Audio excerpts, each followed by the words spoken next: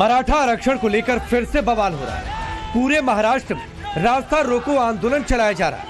शनिवार को मनोज जरांगे ने रास्ता रोको आंदोलन का ऐलान किया तो आज पूरा शहर थम गया।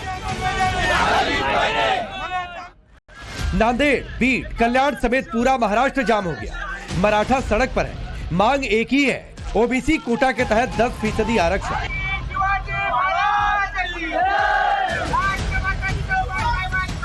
महाराष्ट्र में आरक्षण का आंदोलन और जातियों के घमासान ने सारे समीकरण उलट पलट दिए।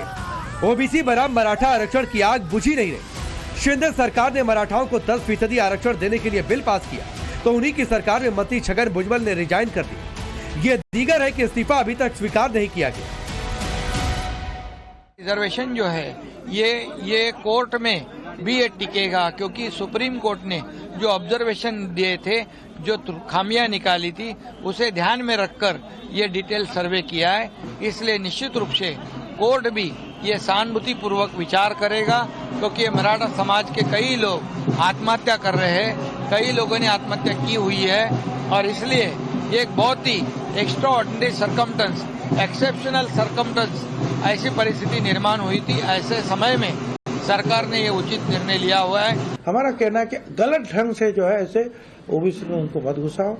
और अब आपको मराठा आरक्षण अलग से मिला है 10% अलग से सिर्फ एक जाति को, तो फिर आप सिर्फ 17% आरक्षण जो बाकी रहा है, जो जैसे कि घुमंतु और सबको दे देकर, जो विजेंटी को देकर तो उसमें 374 और जातियां हैं, तो आप उसमें मत आओ। एकनाथ शिंदे मराठा, छगन भुजबल ओबीसी और देवेंद्र फडणवीस हिंदुओं की बात कर रहे हैं। सियासत में महाराष्ट्र को देखने के लिए दो नजरिए हैं। पहला, महाराष्ट्र में 80% हिंदू आबादी है और 11% मुस्लिम वोटर्स है, और दूसरा नजरिया ये है कि हिंदू जातियों में सवर्ण 4%, ओबीसी 40%, एससी 13% और एसटी 7%।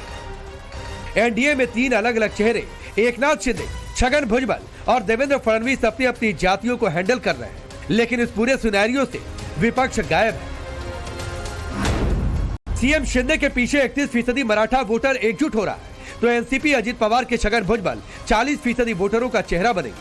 महाराष्ट्र की सियासी पिक्चर में तीसरा किरदार सबसे अहम है, वो है डिप्टी सीएम देवेंद्र फडणवीस। उनके ऊपर जाति का बंधन तोड़कर 80% हिंदू वोटर्स को साधने की जिम्मेदारी है। महाराष्ट्र की सियासत में क्या चल रहा है, इन तस्वीरों से समझिए। महाराष्ट्र में मराठाओं की मजबूत सियासी ताकत है। 2019 के लोकसभा चुनाव में बीजेपी और शिवसेना गठबंधन को मराठाओं का भरपूर समर्थन मिला था। 59% मराठाओं ने एनडीए के पक्ष में वोट दिया, तो एमवीए यानी महाविकास अघाड़ी को 31% मराठाओं के वोट मिले। इस वजह से महाराष्ट्र की 48 सीटों में से एनडीए 41 सीटें जीतने में कामयाब रही। अब शिवसेना टूट गई है, उद्धव कांग्रेस के खेमे में है, एकनाथ शिंदे बीजेपी के साथ खड़े हैं। शिंदे के पार्टी में जो विधायक हैं, उनमें से ज्यादातर उत्तर महाराष्ट्र से हैं, जो मराठाओं का सबसे मजबूत गढ़ माना जाता है। लोकसभा चुनाव में मराठा वोटर गेम चेंजर साबित होंगे।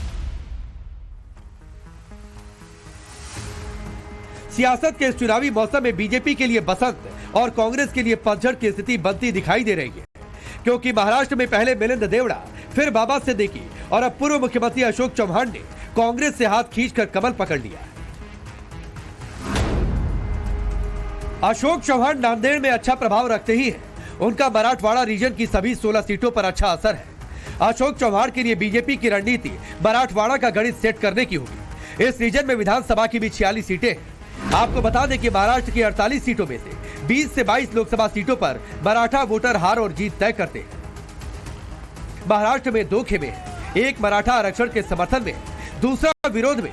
ओबीसी समाज को डर है कि अगर मराठाओं को कुर्मी सर्टिफिकेट देकर आरक्षण दिया जाएगा तो इससे पिछड़ों को मिलने वाला फायदा कम हो जाएगा।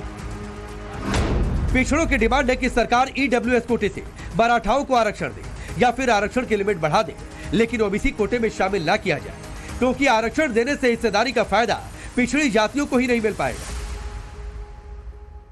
हमारा कहना है कि गलत ढंग से जो है ऐसे ओबीसी में उनको मत घुसाओ।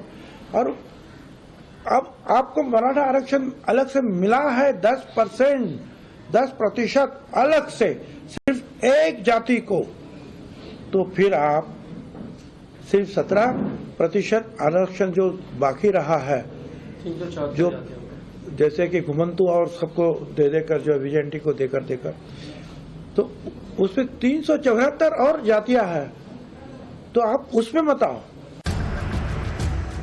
पिछले लोकसभा चुनाव में ओबीसी एनडीए गठबंधन के साथ खड़ा रहा। 2019 के लोकसभा चुनाव में 66% पिछड़े वोटर से बीजेपी गठबंधन को वोट दिया, जबकि कांग्रेस गठबंधन को 28% ही ओबीसी वोट मिला। शिंदे गुट की महाराष्ट्र शिवसेना को भी 40% वोटरों का अंदाजा है, इसीलिए वो भी डैमेज कंट्रोल में जुट गए। लेकिन उनके सामने आगे कुआं पीछे खाई वाली स्थिति है। मराठा को आरक्षण देते हैं तो ओबीसी नाराज, ओबीसी से आरक्षण नहीं देते तो मराठा नाराज। भूख हड़ताल पर बैठे मनोज जरांगे ने आरक्षण की मांग को लेकर मोर्चा खोला है।